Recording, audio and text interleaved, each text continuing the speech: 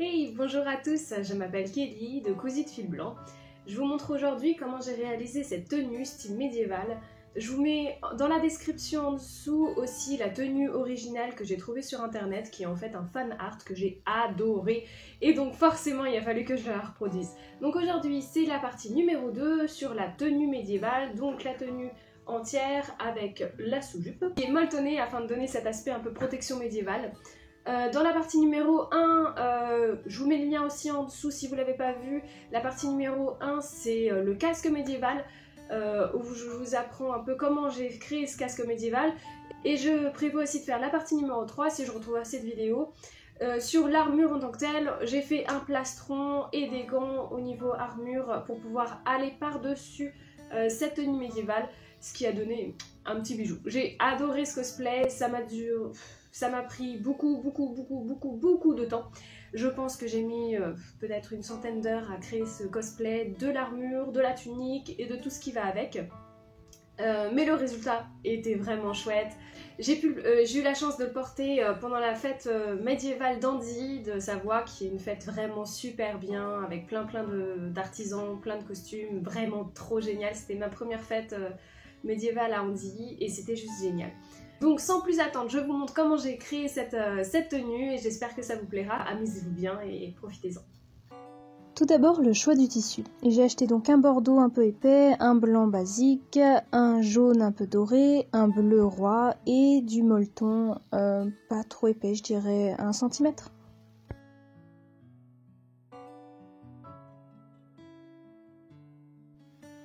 J'avoue que pour commencer, je n'ai même pas montré la première étape, mais j'ai pris un haut de patron très basique, sans les pinces, que j'ai reporté sur le tissu blanc, sur le tissu bleu ainsi que le molleton.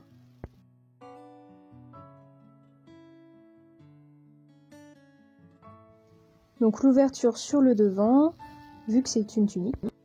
Et j'ai ensuite rapporté les longueurs où je voulais les bandes de couleurs différentes.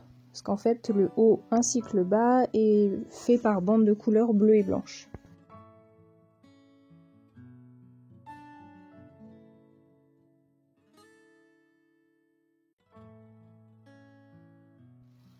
Donc comme ça nous permet d'avoir un patron avec plusieurs compartiments pour savoir où seront les parties blanches et les parties bleues.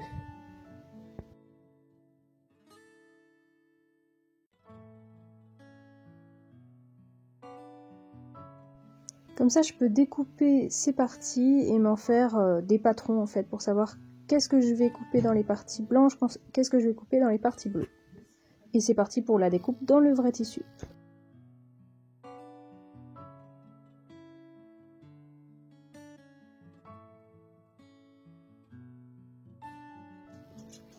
Donc on se retrouve avec des bandes de tissu blanc, des bandes de tissu bleu, logiquement le même nombre d'un côté et de l'autre. Ensuite il suffit donc de les épingler ensemble, donc une couleur après l'autre, pour pouvoir retrouver notre patron original avec bien sûr le bleu et le blanc alternés. J'ai ensuite cousu ensemble donc l'autre côté, donc la doublure blanche et le molleton, que je vais donc coudre avec l'envers de notre costume qui est bleu et blanc.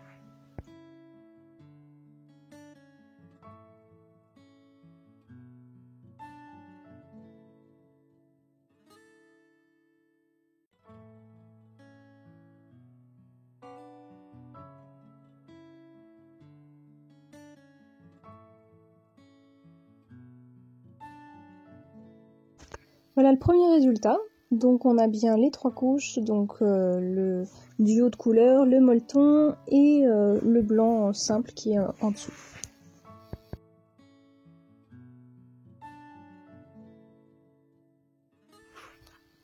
Donc là une précision exemplaire, je vois à peu près avec mon ruban où je veux que la tunique s'arrête, donc 40 cm dans mon cas.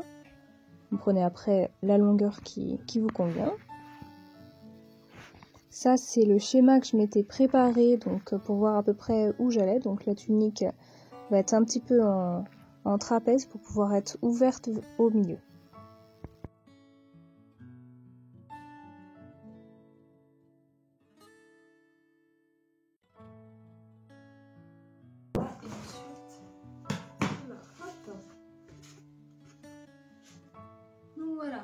quoi ça ressemble une fois coupé. Donc ça fera une jupe comme ça avec un petit peu d'effet de trucs comme ça.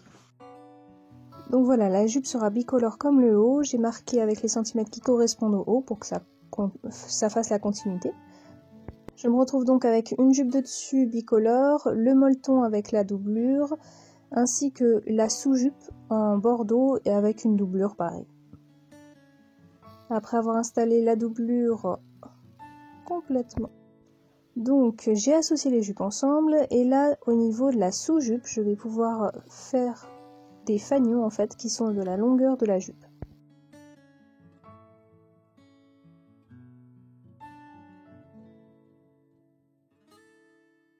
Dans mon tissu doré, je crée donc des fanions, je prends le double de la longueur que je souhaite pour le plier en deux et créer l'effet des fanions.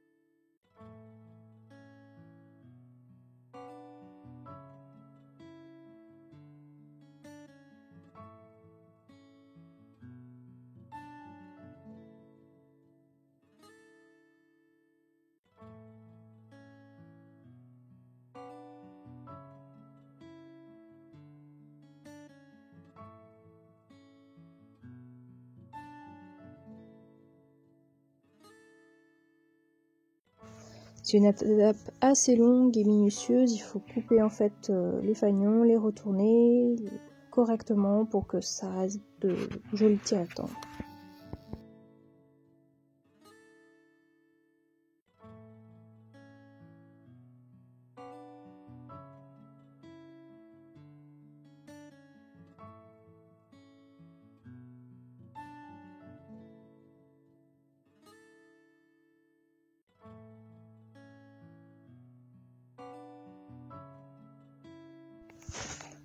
Ensuite, je couds donc la ligne des fanions à l'intérieur, donc du côté endroit de la jupe, afin qu'on ne voie pas en fait la couture à l'extérieur.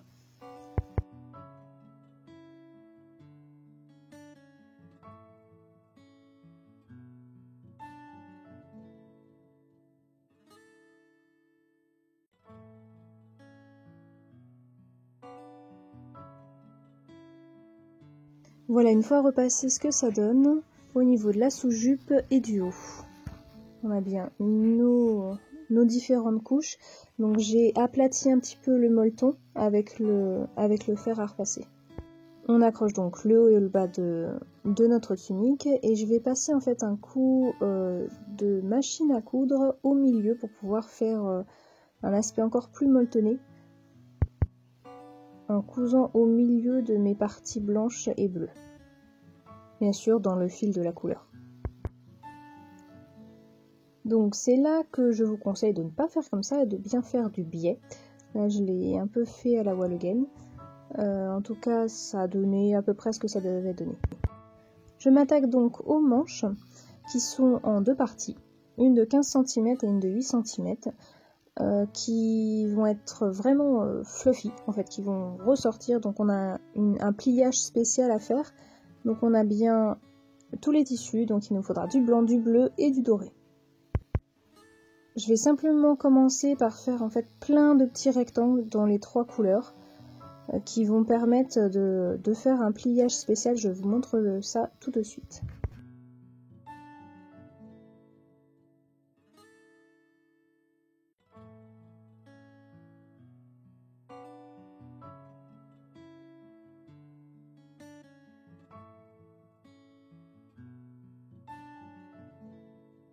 Donc comme je vous disais, on se retrouve avec tous ces petits rectangles de tailles différentes que je vais pouvoir associer ensemble. Donc bleu, doré, blanc et on recommence comme ça avec du doré entre chaque couleur bleue et blanche.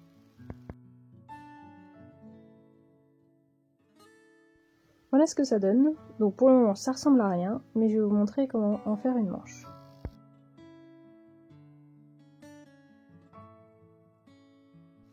Donc l'idée c'est que le pliage va permettre au rectangle doré de rester à l'intérieur. Donc on va rester sur les couleurs bleues et blanches à l'extérieur et on plie vraiment le côté doré à l'intérieur. Il ne sera ressorti que par l'effet fluffy de la manche, donc que pour pouvoir lui donner du volume.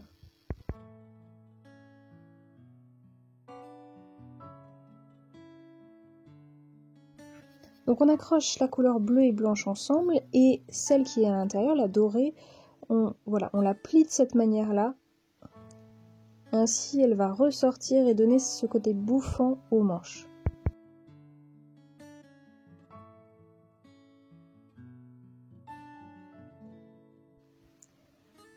Donc la plus petite partie, on l'associe à la plus grande et donc ça va nous donner cette fameuse manche en deux parties, plus grande en haut et plus petite en bas.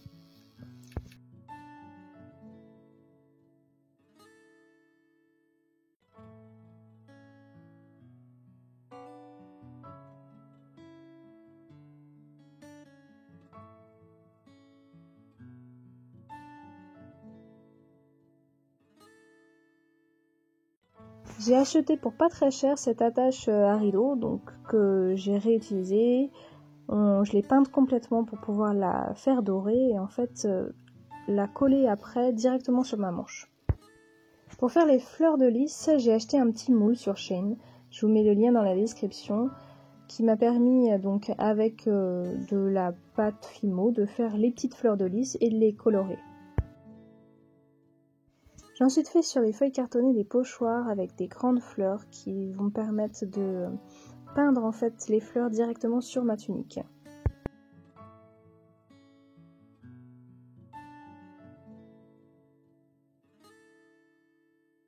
Et pour les détails de la sous-jupe, j'ai peint directement à la main et au pinceau.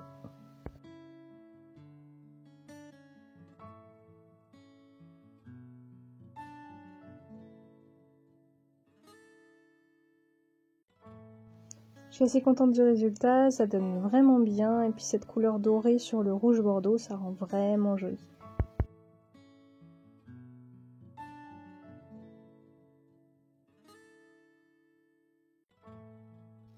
Voilà, une fois peint, donc on commence vraiment à voir le résultat. J'accroche ensuite sur mes manches mes tringles à rideaux qui ont été peintes et avec de la colle chaude, donc j'ajoute les fleurs de lys en pâte Fimo.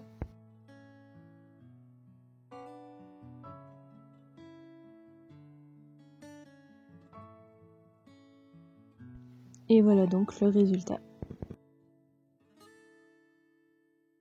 Voilà, j'espère que ça vous a plu et que vous avez aimé ce tutoriel. J'ai rajouté après à la tenue des petits pans en cuir en fait, des petits lacets en cuir pour pouvoir attacher devant. J'ai attaché juste avec du fil basique les manches à la tenue. En fait, dessous, je portais un chemisier donc qui faisait le lien entre les deux, hop, avec les manches comme ça.